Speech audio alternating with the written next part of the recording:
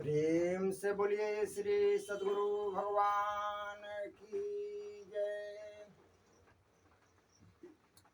गुरुर्ब्रह्मा गुरुर्विष्णु गुरुर्देवो महेश्वरा गुरुरा साक्षात् परम ब्रह्म तस्मै श्री गुरुवे नमः। अखण्डमण्डलाकारं व्याप्तं येन चराचरं तत्पदं दर्शितं येन तस्मै श्रीगुरुवे नमः। ध्यानमूलं गुरुमूर्ते पूजामूलं गुरुपदं मन्त्रमूलं गुरुर्वाक्यं मोक्षमूलं गुरुकृपा। प्रेम से बोलिए श्री सद्गुरु भगवान की जय।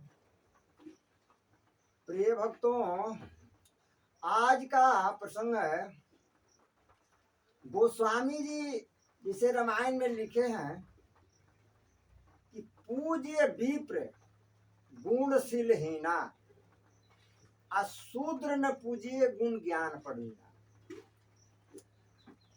इसमें बड़ा रहस्य छिपा हुआ है।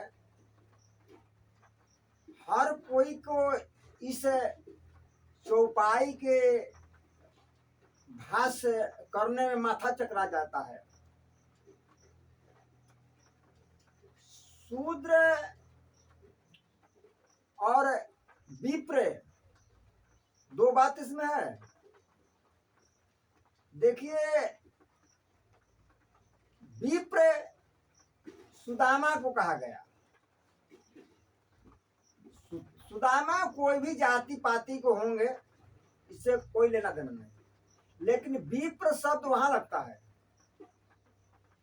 अनेक श्री कृष्ण की भक्ति में वो श्री कृष्ण के प्रिय भक्त थे सुदामा जी। तो विप्र लगता है भक्ति में, जो भक्त है उसके लिए। यहाँ कोई ब्राह्मण बात नहीं है। ब्राह्मण शब्द भी आप लोग समझ लीजिए, ब्राह्मण शब्द भी बनता है ब्रह्म से। ब्रह्म जानती ब्राह्मण, जो ब्रह्म को प्राप्त कर लेता है, ईश्वर को प्राप्त कर लेता है, उसको ब्राह्मण कहते हैं। एक ऐसा भी समाज में है कि जात के लेकर के है प्रचलित कि जात के हम ब्राह्मण हैं, हम पूजनीय हैं।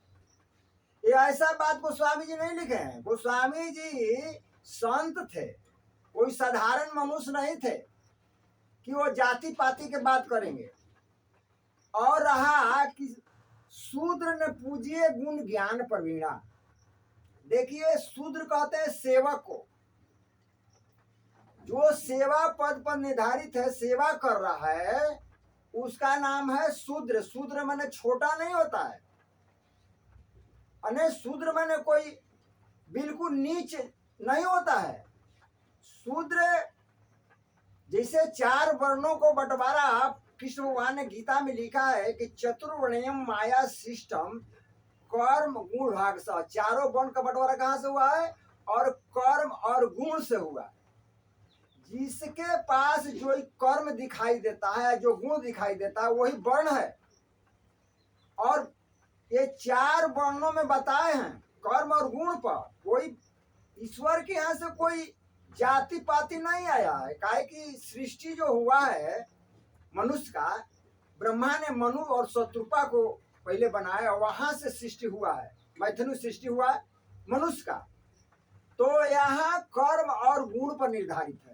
लेकिन हम लोग अज्ञान के कारण मान लेते हैं कि हम भाई जात हैं, हम बड़े हैं, कोई छोटा है। ना, ऐसा बात नहीं है। काम छोटा बड़ा हो सकता है, लेकिन हम लोग एक मनुष्य हैं, जो मानव हैं, जो परमात्मा ने हम लोग को बनाया है। हम लोग को ये मानव धर्म है कि सबसे बराबर अपना प्यार परस्पर रखें, मेलजोल रखें। काम में अंतर हो सकता है, क्रिया में अंतर हो सकता है, लेकिन हम लोग को मानव में अलग नहीं हो सकता है। ये अज्ञानता है। तो ये बात को बड़ी गहराई से समझना है। और एक बात और है कि गुणशीलहीना, देखिए गुणशील हीन यदि वो भक्त है, वो में मैंने उसको सहने की शक्ति नहीं है, क्षमता नहीं है, सहता नहीं है, कुछ बोल देता है, कुछ कह देता है, फिर भी वो भक्त है तो संत है, वो विप्र है।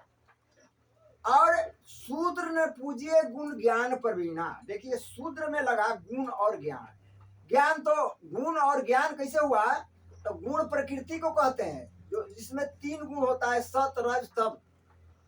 तो सत रज तम तीनों गुण उसमें है और उसका गुण का ज्ञान भी है, लेकिन वो ब्रह्म को प्राप्त नहीं किया है, ईश्वर को प्राप्त नहीं किया है, ईश्वर का भक्त नहीं है, इसलिए उसको कहा कि वो पूजनीय नहीं है। और यहाँ जाति के बात नहीं है, आप लोग समझिए इस बात को, गौर करिए इस बात को, इस पर भ्रम मत फैलाइए। जो जिसको ज्ञान नहीं है ये रामायण का, तो अनाप शनाप वो कहता रहता है, कुछ कुछ बोलता रहता है, और उसमें हम लोगों में द्वैत फैलाता है, झगड़ा लगाता है। हम लोग एक मानव मात्र हैं, मनुष्य हैं, अब मनुष्य क्या क्या कर्म है हम लोग इसको जाने और अपने आप में फॉलो करें, तब हम लोग शांति से रहेंगे। यदि हमारा समाज आप विभाजित रहेगा तो हम लोग कैसे शांति से रहेंगे, कैसे सुख से रहेंगे। हिंदू राष्ट्र बनाने से कुछ नहीं होगा, इसमें हिंदू मुसलमान सिख ईसाई सब वो परमात्मा से है, सब परमात्मा का है, सब अपना अपना मजहब से भला ही वो अपना नाम जप रहा है, पूजा कर रहा है, वो एक अलग बात है, उसको पद्धति अलग, माने करने का तरीका अलग हो सकती है, लेकिन वो सनातन दो नहीं हो सकता है। वो सनातन एक है। सनातन कहते हैं ईश्वर को, जो सृष्टि को बनाया है, जो हम लोग को बनाया है, जो सनातन अंश हम लोग हैं, जीवात्मा। तो परमात्मा जब सबको एक है और शरीर एक मिट्टी से बना है, जिसे 5 तत्व से शरीर को बताया गया है कि क्षिति जल पावक गगन समीरा, अब 5 तत्व यह अधम शरीर, अने 5 तत्व से अधम शरीर है। अधम शरीर से कहा जाता है कि ये हाड़ मांस खून पीप रक्त विष्ठा से ये भरा हुआ है शरीर, इसमें कोई अच्छा चीज नहीं है, इसलिए इसको अधम बताया गया है। लेकिन हम लोग इस शरीर पर अहंकार करते हैं, ये शरीर नश्वर है, ये अविनाशी नहीं है, इसलिए नश्वर शरीर जो है आप प्रति पल हमेशा ही बदल रहा है। देख रहे हैं हम लोग कि कैसे हम लोग माता के गर्भ में से आज तक, देखिए जो माता के गर्भ में हम लोग को शरीर बना और बाहर आए तो शिशु रूप में थे, इसके बाद जैसे जैसे शरीर बढ़ा, बढ़ते बढ़ते बढ़ते बढ़ते बढ़ते ऐसा हुआ वो शिशु रूप गया, फिर किशोरावस्था गया, फिर जवानी गई, बुढ़ापा आ गया, फिर रोग से ग्रसित हो जाता है, मृत्यु को प्राप्त हो जाता है।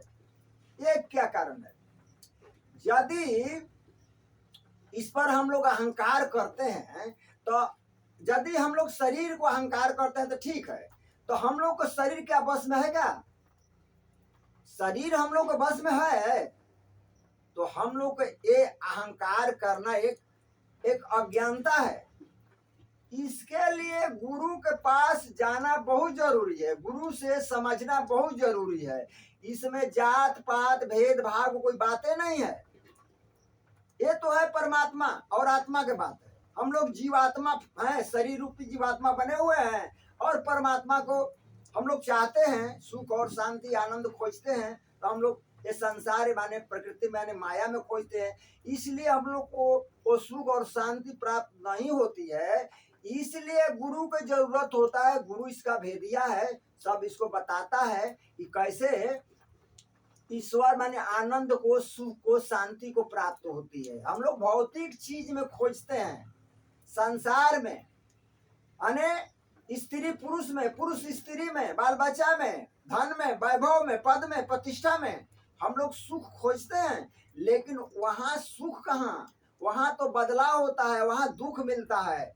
वह थोड़ा देर के लिए सुख मिला, आयुष के बाद दुख मिला। तो ये दुख सुख मिश्रित संसार है, इसी को माया कहते हैं।